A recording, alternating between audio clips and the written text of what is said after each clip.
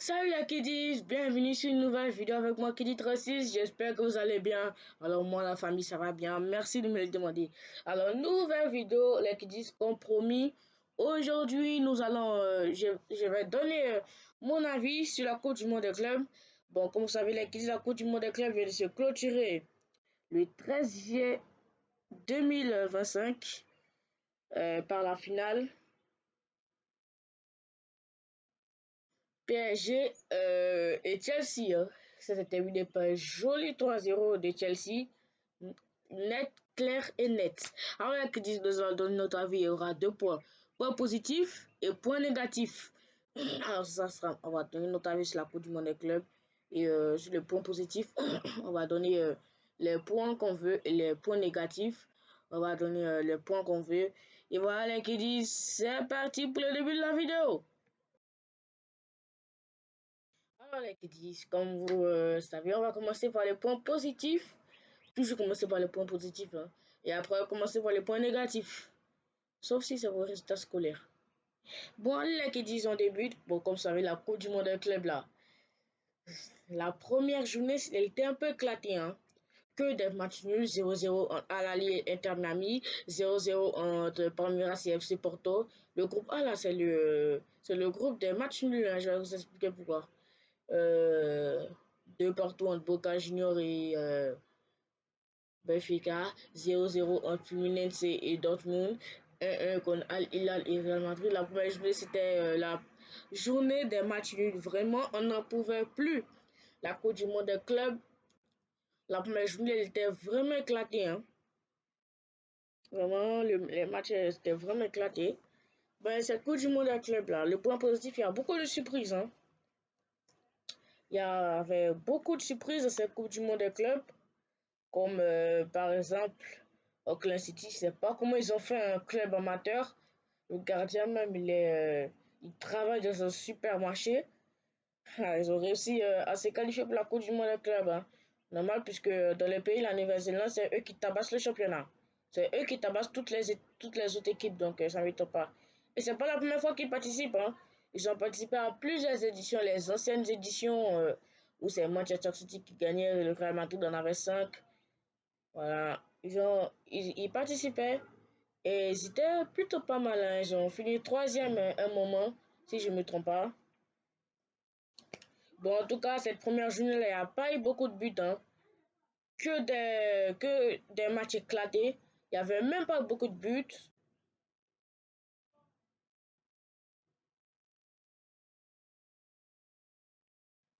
Hein. Certains vont me regarder mal. Hein. J'ai oublié le Bayern Munich, Auckland City. 10-0, vraiment. Aïe, aïe. C'est cool du monde des clubs en première journée. Dès que j'ai vu ça, j'ai dit pointate. Oh, on va bien se mettre sur cette coupe du monde des clubs là. Voilà, pas du tout. Hein. Atlético Madrid PSG. Une affiche de rêve, une affiche de Ligue des Champions. On n'avait même pas beaucoup de supporters. Manchester City qui remporte son match face à Wydad Casablanca. 2-0, sont très bien joué pourtant. Hey, et bientôt je vais faire une vidéo sur les clubs africains. Donc n'hésitez pas à venir la regarder. La Juventus qui gagne tranquillement ce match 5-0 face à Al Ain avec un Yildiz qui était très brillant sur ce match-là. La deuxième journée, ça va aller un peu mieux hein, jusqu'à la troisième journée. Bon, la deuxième journée, on a vu des masterclass quand même, hein, comme le Inter Miami Porto. Vraiment, ce match, il était beau, c'est tout ce que je peux dire sur ce match-là. Mais vraiment, le match, il était chaud. Hein.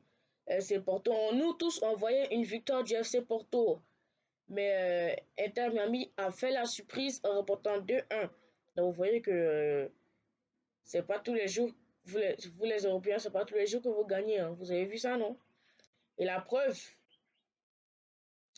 et la preuve, les équipes qui ont marqué cette Coupe du Monde des clubs là, certains vont me dire que c'est les clubs européens comme la Juventus, le Bayern, le Real Madrid, Manchester City. C'est les équipes brésiliennes.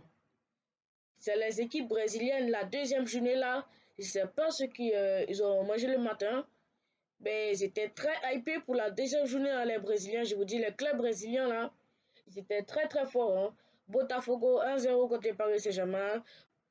Palmeiras 2-0 contre Al-Ahly. Bon, maintenant c'est Al-Ahly. Hein. Faut pas trop exagérer aussi, mais Al-Ahly c'est la meilleure équipe africaine. Ne pas. Flamengo Masterclass contre Chelsea 3-1. Bon, c'est un peu à cause de Nicolas Jackson. Fluminense, ils ont gagné Ulsan 4-2. Bon, c'est Ulsan, faut pas exagérer. Le club sud-coréen. Bon, allez, ça passe. C'est juste Boca Junior qui a gâté un peu l'ambiance en perdant 2-1 face au Bayern. Mais ils ont très très bien joué. Hein. C'est là que les clubs sud-américains, ils ont commencé à rentrer à la tête de tout le monde. On s'est dit, tiens, si ceux-là, ils faisaient l'exploit, vous allez voir qu'ils vont réussir. Troisième journée, on a sauté parce que, bon, il n'y avait pas trop de surprises. Hein. Ah, si, il y avait une surprise. Auckland City qui a accroché Boca Junior. Ils ont fait un match nul 1-1. Bon, tout ça, je vous ai déjà tout dit. Les huitièmes de finale, c'était une masterclass, vraiment, de très belles affiches. Je mens, dans les quarts de finale, il y avait de très belles affiches. Surtout les demi-finales.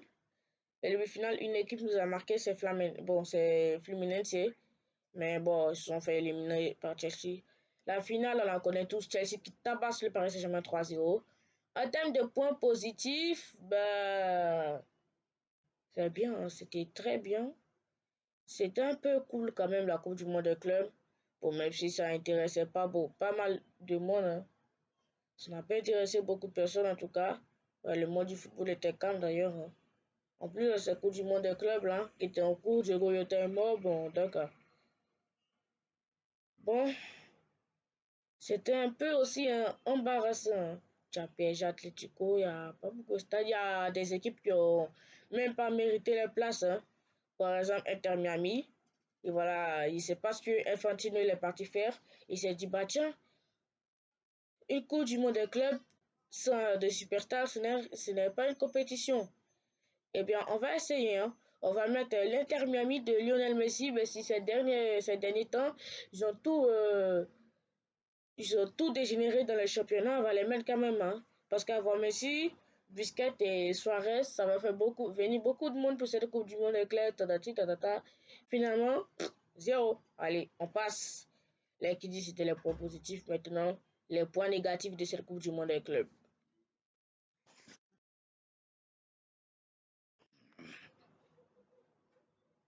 Bon, les qui disent les points négatifs. 1. Beaucoup de points négatifs sur la Coupe du Monde des clubs. Le repos. Le repos. En fait, les joueurs, ceux qui ne comprennent pas là, la FIFA, ils ne comprennent pas que les joueurs de foot, ce sont des humains comme nous. Les joueurs de foot, ce ne sont pas des robots. Quand on dit fin de saison, c'est un repos absolu. C'est pas pourquoi. Bon, je prends un exemple. Je suis dans un club comme Chelsea. La première ligue là, ouf, le truc là, le système là. Je suis un joueur, je m'appelle Kidi 36. Je suis dans un club comme Chelsea. Et voilà, on a lutté, on a souffert pour remonter à la 4e place de la Ligue des Champions. C'est vraiment arrivé à Chelsea. Hein. Et voilà, on veut se reposer et on nous signale à la dernière minute qu'on est qualifié pour la Coupe du Monde des clubs. Voilà, il n'y a pas de temps de repos, on reprend l'entraînement. On commence la compétition avec de gros matchs. Et voilà, ça s'accélère. Et voilà, et hop, on fait la Coupe du Monde des clubs, on gagne, on est content. Et on se rend compte que la saison arrive très bientôt. On a peut-être 2 ou 3 semaines juste pour se reposer, juste pour se remettre. Et voilà, c'est ça aussi le problème qui dit, c'est le coup du monde des clubs là. En fait, ça affecte beaucoup de choses. Ça affecte les ligues, les clubs. Et je parle même pas des ligues. Hein. Heureusement que Chelsea a gagné la Coupe du monde des clubs. Je vais vous expliquer pourquoi. La FIFA a dit que le club qui remporte la Coupe du monde des clubs, on va lui verser presque 1 milliard. 1 milliard d'euros. Imaginez le PSG gagner. Imaginez le PSG gagner la Coupe du Monde des clubs, les qui disent. Déjà, ils sont en Ligue 1. Et en Ligue 1, c'est le championnat français, vous savez. Et voilà, le PSG, c'est le meilleur club français de Ligue 1. Ça veut dire que déjà, ils dominent, ils écrasent les autres clubs. Et que si ils écrasent les autres clubs. Donc imaginez si le PSG gagne la Ligue des Champions et recevait le 1 milliard là, le bonus. Ça les boosterait, ils seraient encore plus puissants que les autres clubs même. Ça veut dire que déjà, le PSG peut remporter la Ligue 1 en distançant les autres clubs de 10 ou 20 points comme ça. Et s'ils gagnent cet argent, c'est fini. Ils pourront recruter qui on veut, qui ils veulent. Ils pourront même aller dans les autres équipes, les plus faibles ou les autres équipes là, pour aller recruter les joueurs pour affaiblir les autres équipes. Donc imaginez la saison prochaine. Le PSG gagnera avec 38 points d'avance ou 40 points d'avance. Désolé si j'exagère, mais c'est possible, c'est possible. Je ne sais pas si un club a déjà fait ça. Bon, bref, revenons. Et là, ça crée un souci. Ça crée un souci. C'est comme si un avantage. Le PSG est déjà qu'ils sont au plus haut niveau dans les championnats français. Ils vont venir encore les booster pour les écraser encore plus. Déjà avec la Champions League, ils ont gagné le 4 play. Déjà l'argent qu'ils les ont donné là, plus les 1 milliard encore pour la Coupe du Monde des clubs qu'ils ont remporté. Voilà, ils sont en train de gâcher l'avenir du football avec de l'argent. C'est ça que j'ai dit, le président de la FIFA, là, il est en train de... C'est pas, il se fout des supporters, il se fout complètement des fans de foot, du football. Lui, ce qui l'intéresse, la FIFA, ce qui les intéresse, c'est l'argent. C'est l'argent, un point net. Bon, ok. Et aussi les blessures. Les blessures, ça peut survenir à tout moment. Tu as l'entraînement pour un match de Coupe du Monde, un club, tu joues contre Flamengo comme ça, une très belle équipe brésilienne. Et là, à l'entraînement, tu te fais les croisés. Tu reviens encore et là, on t'autorise à jouer les demi-finales, les finales. Et encore une fois, tu te blesses. Mais là, ça va empirer. Tu pourrais rater toute la saison. Par exemple, et pour un joueur africain aussi. Hein. Par exemple, imaginez si c'était un joueur africain, ça arrivait. Il allait rater la saison, il allait rater la CAN avec son pays. Peut-être même la Coupe du Monde aussi, il allait rater. Bon, peut-être il allait être là, mais il va pas être très bon niveau, vous voyez ce que je veux dire. En plus, les gars, il y a la Coupe du Monde 2026 qui approche. Et je la sens pas trop, cette Coupe du Monde aux États-Unis. À cause de la météo, les qui disent. Les États-Unis, là, la météo, c'est pas très très bon. Hein. Là-bas, c'est pas très très bon, je vous garantis là. Demandez chose aux joueurs du Real Madrid, là, ils vont vous expliquer. Demandez aussi aux joueurs de Chelsea et de Benfica, ils vont vous expliquer. Le match de Chelsea et Benfica a duré 4 heures à cause de la météo. L'arbitre avait vu que le ciel était un peu ombragé, de toute façon, il allait beaucoup pleuvoir. Et voilà, ils sont partis au vestiaire pendant 4 heures et après le match a repris. Bon, finalement, dès le retour, Benfica a marqué ce penalty et Chelsea à la fin en prolongation 4-1. Mais regardez les petits, ça peut affecter énormément la Coupe du Monde 2026. Et voilà. Et bon, il y a un autre point aussi, les Kiddies. Pour les clubs, oh là là, les clubs qui participent pas, les clubs comme le Barça, Arsenal ou Liverpool qui participent à la Coupe du Monde des clubs, hein, vraiment, vous êtes chanceux, vous pouvez profiter de vos vacances, vous revenez en forme à la saison, vraiment.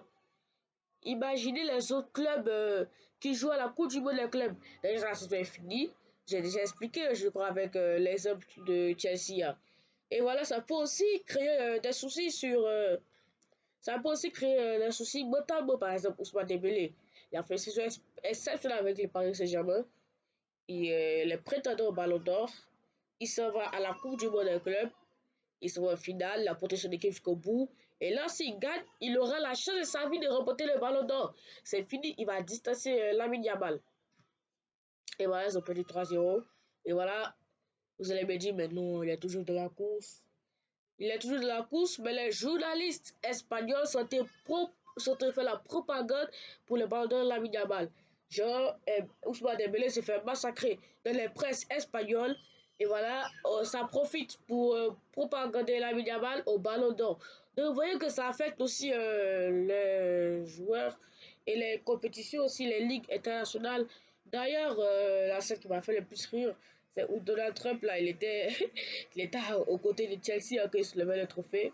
Il était devant Cole Palmer, la star de la soirée. Cole Palmer, son visage était déformé comme ça. Il était de se demander, mais lui, qu'est-ce qu'il fait à ma place, là? Qu'est-ce qu'il fait devant moi? Ils ont dû négocier pour l'enlever, mais bon, Donald Trump est resté, ils ont soulevé la coupe. Bon, là, qui disent, et on va lire aussi un extrait. Un extrait des Italiens. Vous allez voir tout de suite les qui disent.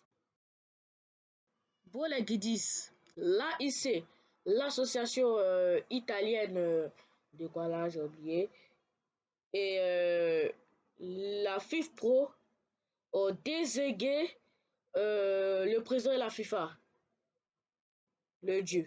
Bon, les Guidis, on va trop en parler. Jésus Pechados, Donald Trump, c'est Donald Trump qui a gardé le vrai trophée. Alors, ils ont peur, hein, c'est le président des États-Unis. Si vous ne le donnez pas là, demain vous vous réveillez, vous voyez, vous êtes dans une cellule. Et voilà, on dit qu'aujourd'hui, on va vous exécuter. C'est mon dernier vœu. Bon, l'équipe, vous voyez que c'est le coup du monde club. Elle a fêté beaucoup de choses. Et voilà, j'espère que vous avez aimé la vidéo. Merci d'avoir regardé. Likez, abonnez-vous, ça me fait vraiment plaisir. Allez, ciao les kiddies, à plus.